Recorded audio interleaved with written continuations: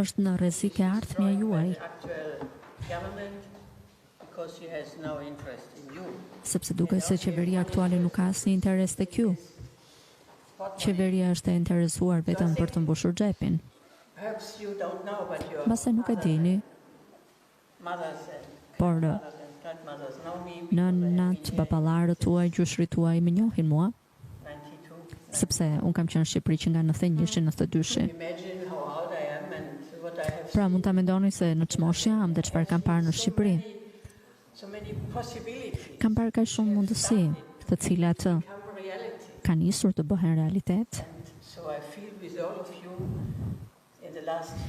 Dhe fatkeqësisht në vitet e fundit shumë prej gjërave që janë ndërtuar janë shkatruar. Kështu që ju duhet të formoni vetë të ardhmen tuaj, por për këtë keni nevojë për ndihmë. Me që vi nga Gjermania,